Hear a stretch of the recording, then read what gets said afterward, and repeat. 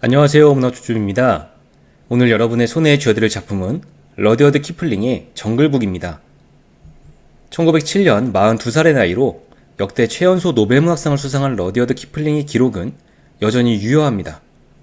1865년에 인도 뭄바이에서 태어나고 자란 키플링에게 그의 작품들은 참신한 상상력에 기반하고 있다는 평가를 받고 있죠. 19살 때부터 인도 신문에 시와 소설을 발표할 정도로 문학 신동이기도 했습니다. 영국으로 돌아온 후에도 당대에 이미 문장가로 유명했습니다. 때문에 젊은 나이에 노벨 문학상을 수상했을 때도 그다지 이의를 제기한 사람이 없었다고 할 정도죠. 그러던 그가 현대에 와서는 재평가받고 있는데요. 그 이유는 그 자신이 대단한 제국주의자였고 백인이 주도하여 유색 인종들을 교화시켜야 한다고 생각한 인종주의자이기도 했기 때문입니다. 이런 그의 생각이 작품에 드러나지 않을 수 없기 때문에 현대에 와서는 많은 비판을 받고 있기도 합니다. 작가로서는 이렇다 할 장편소설을 남기지 않은 것으로도 유명하죠. 정글북이란 이름이 생소한 분은 아마도 없을 겁니다. 워낙에 유명한 애니메이션이기도 하니까 말이죠. 모글리란 이름을 들으면 바로 생김새를 떠올릴 수 있을 정도니 너무나 성공한 애니메이션인 것 같다는 생각이 듭니다. 그래서 정글북이란 소설이 모글리의 이야기만 다루고 있다고 생각하기 쉽지만 사실 정글북은 모글리 이야기 외에도 다양한 단편소설들이 포함된 소설집의 이름입니다. 1894년에 발표된 소설집이죠.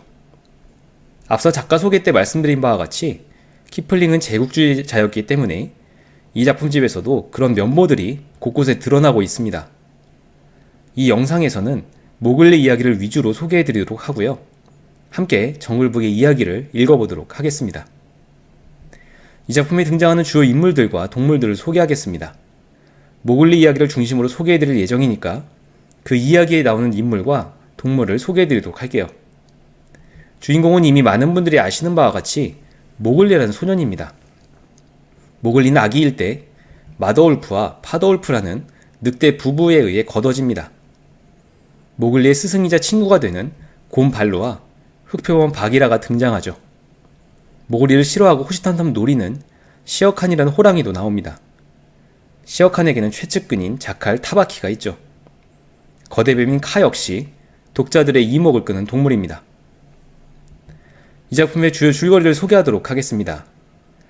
이 소설은 앞서 말씀드린 대로 잘 알려진 모글리 이야기 이외에 다양한 동물들의 이야기로 구성되어 있는데요. 몇 가지에 대해서만 소개해 드리겠습니다. 먼저 제일 많은 분량을 차지하는 모글리 이야기입니다. 인도의 중부지방에 있는 시온이라는 마을 주변에는 정글이 있는데 그곳에는 많은 동물들이 살아가고 있었습니다. 특히 자유로운 생활로 정글의 동물들로부터 자유족이라고 불리는 늑대무리가 있었는데 그중 파더울프와 마더울프의 가족이 있었죠. 어느 날 시어칸이라는 발을 저는 호랑이의 측근인 타바키란 이름의 자칼이 찾아와 시어칸이 사냥터를 근처로 옮길 것이라고 전합니다. 시어칸은 선천적으로 다리를 절어 정상적으로 사냥을 못하고 소만 잡아먹기 때문에 정글 동물들에게 멸시받는 호랑이였죠. 바로 그날 밤 시어칸은 인간을 사냥하려고 하는데 인간 사냥은 자칫 사람들의 동물 소탕으로 이어질 수 있어 정글 동물들에게는 금지된 행위였습니다. 그럼에도 불구하고 시어칸은 인간 아이를 사냥을 하지만 결국 실패하고 그 아이는 파더울프에게 피신하고 파더울프는 그 아이를 가족으로 받아들입니다.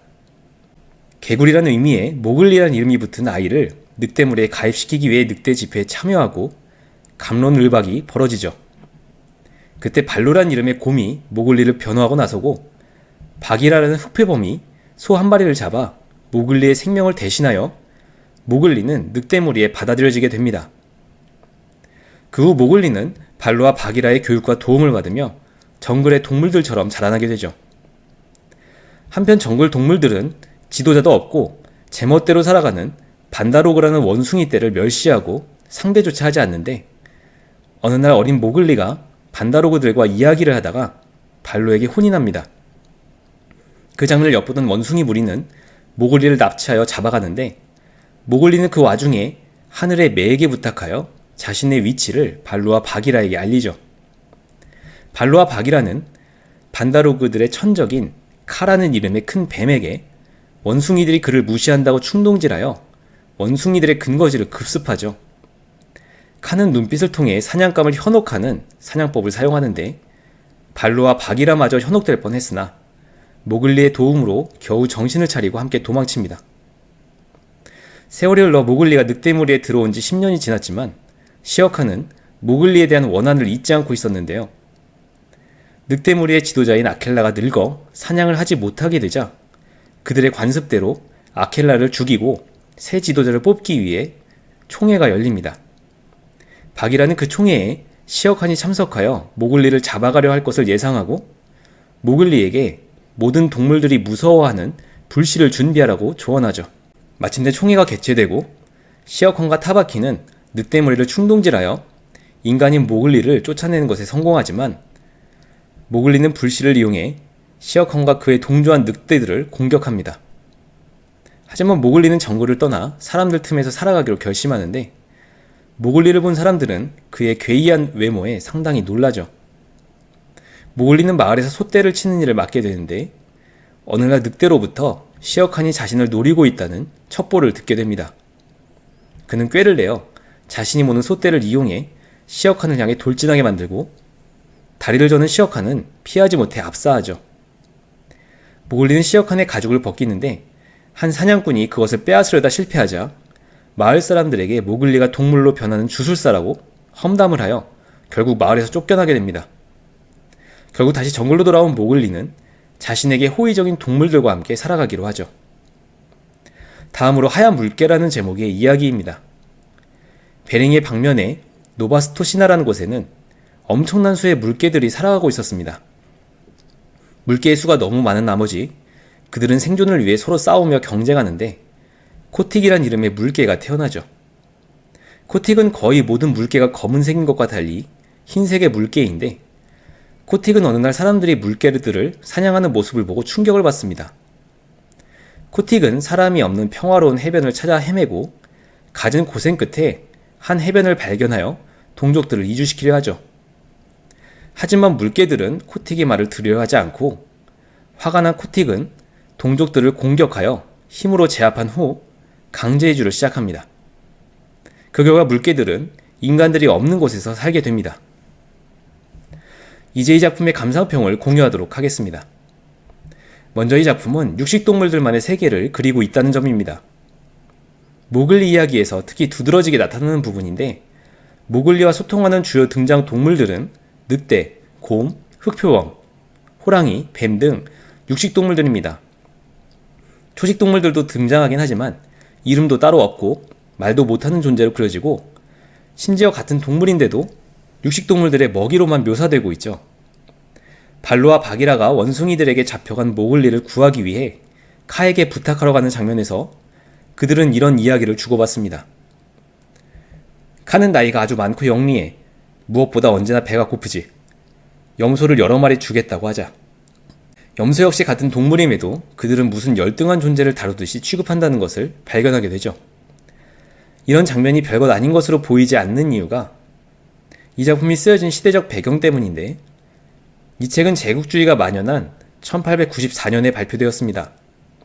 서세 동점, 약육 강식의 국제 질서 속에서 당시 서구 열강이 아시아, 아프리카, 중남미의 여러 나라들을 어떻게 의식했는지를 상징적으로 보여주는 것 같습니다. 정글을 구성하는 많은 동물들 중 줄거리를 이끌어가고 지각이 있는 존재는 육식동물들 뿐이며 초식동물들은 지각이 없어 육식동물 마음대로 할 수 있는 존재로 그려지는데 육식동물은 서구 열강이고 초식동물은 식민지 국가를 형성한 것 같았습니다. 서구 열강이 다른 나라들을 마음대로 식민지 삼고 심지어 무슨 물건처럼 서로 주고받았던 역사가 떠올라 씁쓸했는데요. 당시 그들의 인식 수준을 너무나도 잘 나타낸 소설이 바로 이 소설 아닐까 싶은 생각이 들었습니다. 다음으로 소설 속에 드러나는 인종주의에 대해서 짚어보도록 하죠. 사실 모글리 이야기에서는 인종주의가 명확하게 드러나진 않지만 모글리 이야기와 함께 이 책에 실린 다른 이야기들은 인종주의적 요소를 다분히 담고 있는 것 같습니다. 우선 하얀 물개의 이야기를 생각해보면 검은 물개를 이끌어 신세계로 이주시키는 코틱이라는 물개는 하얀색입니다. 비약일 수도 있겠지만 이미 설정부터가 유색 인종을 이끄는 존재가 자기들 백인이라는 인식이 녹아있다는 느낌을 지울 수 없죠. 게다가 소설 속에서 검은 물개들은 게으르고 현실에 안주하고 서로 분열하여 죽고 죽이는 열등한 존재로 그려지는 부분도 인종주의적 요소로 보입니다. 더 충격적인 것은 하얀 물개 코틱이 검은 물개들을 신세계로 이끌기 위해서 폭력을 행사하여 제압하는 장면인데, 열등한 민족을 이끌기 위해서는 폭력도 정당화될 수 있다는 것처럼 보이기도 했죠. 그뿐 아니라 코끼리들의 투마이라는 이야기에서 코끼리 조련사와 사냥꾼들은 인도인이고 그들을 다스리는 자는 피터슨이라는 영국인으로 묘사하는 장면도 있습니다. 심지어 여왕폐하의 신하들이란 이야기에서는 동물들끼리도 유색인종을 비하하는 대화를 나누고 있죠. 분명히 백인일 거야. 물론 그렇지. 그럼 내 주인이 검은 수소 몰입꾼일 줄 알았니? 이 작품은 분명 비유럽인, 비백인들이 보기에 당시 서구 사회의 인종주의가 잘 남아있는 작품인 것 같았습니다. 마지막으로 선천적 자아와 문화적 자아의 불일치에서 오는 괴로움에 대해서 생각해 보겠습니다. 앞서 이야기했던 두 가지 때문에 자칫 이 작품은 비판할 거리만 있는 소설이라고 생각할 수도 있지만, 이 소설에는 분명히 생각해 볼 만한 거리가 있습니다. 모글리 이야기를 통해서 우리는 선천적 자아와 문화적 자아가 불일치할 때 엄청난 괴로움을 당한다는 사실을 알 수 있죠. 모글리에게 있어서 선천적 자아는 인간이고, 문화적 자아는 늑대 종족의 일원으로서 정글족입니다.